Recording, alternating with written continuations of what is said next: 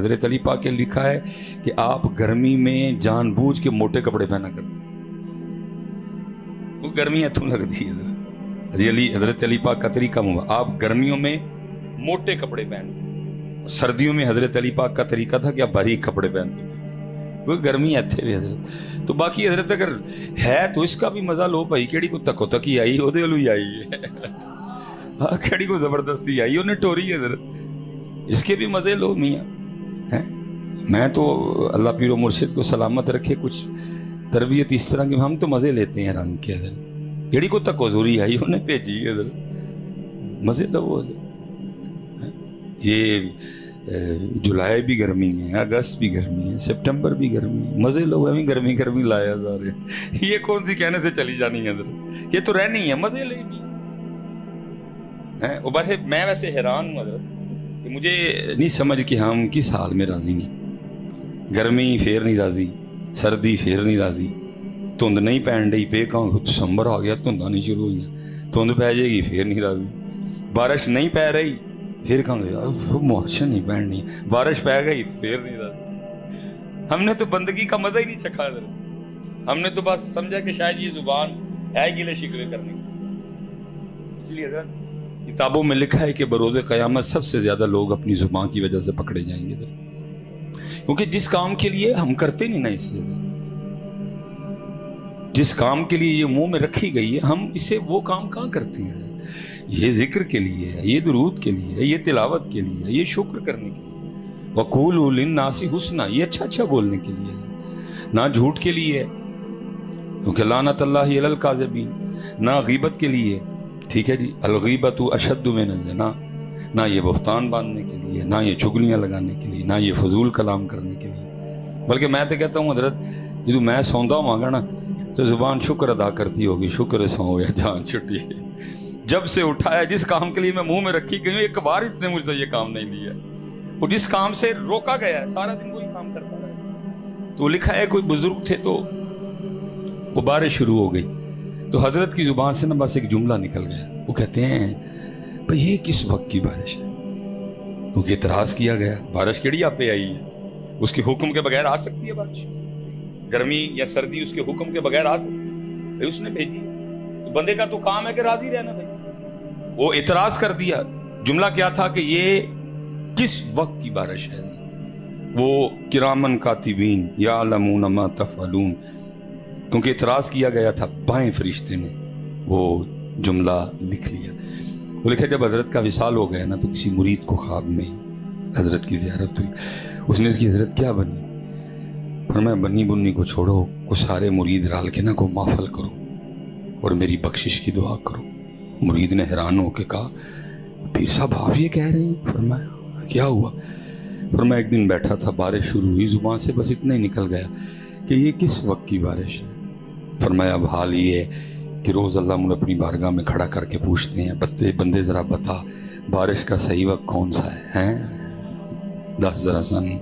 تو نے اعتراض کیا تھا نا کہ یہ کس وقت کی بارش ہے، بتا ذرا ہمیں کہ بارش کا صحیح وقت کون سا ہے۔ اس لیے میاں بڑی احتیاط کرنا ہے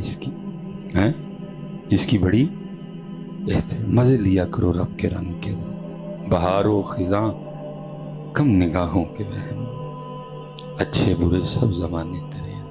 گرمی بھی اس کی سردی بھی اس کی ہے، اور اگر یہ گرمی بہت ہی لگے تو پھر قبر کی گرمی کو یاد کیا ہے۔ دیکھو نا حضرت ایک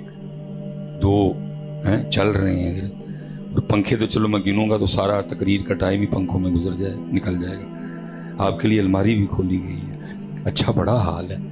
تو پھر بھی پتر یہ حال ہو رہا ہے۔ اب تصور کریں وہ قبر جس میں نہ پنکھا ہوگا نہ چلر ہوگا،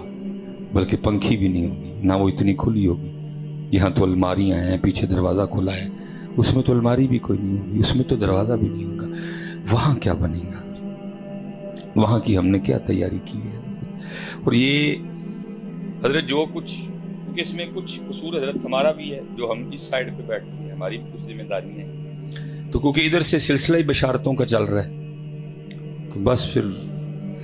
یہ اب گفتگو اس طرف چل پڑی، میں کوشش کروں گا کہ اس کو واپس لاؤں اپنے موضوع کی طرف۔ یہ ایک بزرگ گزرے ہیں، مجھے نام نہیں، بات یاد ہے لیکن بات مستند ہے. وہ کہتے ہیں کہ میں حضرت عبداللہ ابن عباس رضی اللہ تعالیٰ عنہ کی خدمت میں بیٹھا تھا، تو کچھ شخص نے ایک لاش لے کے آ گئے، مردہ، اور وہ عرض کرتے ہیں کہ حضرت یہ ہمارا دوست ہے اور ہم حج کرنے اکٹھے آ رہے تھے، راستے میں اس کا انتقال ہو گیا، ہم نے اس پہ جنازہ پڑھا، قبر کھودی، جب اس کو قبر میں رکھنے لگے تو قبر میں سیاہ رنگ کا بہت بڑا سانپ تھا، ہم نے نکال لیا، دوسری قبر کھودی پھر سانپ تھا، تیسری قبر کھودی پھر سانپ تھا، اب ہم نے اس کو نہیں دفنایا، اب ہم اس کو آپ کے پاس لے آئے، اب آپ حکم کریں. حضرت صاحب بیٹھے ہیں، مجھے علماء نظر آ رہے ہیں، پتر سارے پاکستان دے پیر جڑے ہے نے تے جڑے ٹر گئے نے تے جڑے یہ آنے نے، کسی صحابی دے پیر دی توڑ نو بھی نہیں رل سکتا. صحابی تھے، کہتے تھی لے آئے ہو، بس میں بخشوا چھڑنا، تسی لے آئے ہو، میرے کول پریشانی کوئی نہیں ہے، ویکھو ہونی کام ہویا کھڑا. اللہ، نبی پاک علیہ السلام کے چچا جان کے بیٹے ہیں. آپ نے فرمایا اگر تم اس کو دفنانے کی نیت سے ساری زمین کھودو گے، ہر جگہ اس سانپ کو پاؤ گے، جاؤ اس کو سانپ کے ساتھ دفنا دو جا کے. اب وہ جو راوی ہیں نا، جن کا نام اس وقت میرے ذہن سے نکل گئے، وہ کہتے ہیں جی میں گیا، کہتے ہیں مکہ شریف میں، کتنے جی؟ مکہ شریف میں قبر کھودی، جب رکھنے لگے پھر سانپ آ گیا، وہ سانپ اس کے وجود کو نا لپٹ گیا، کہتے ہیں ہم نے اس کے اوپر مٹی ڈال دی. اب جو راوی ہیں نا،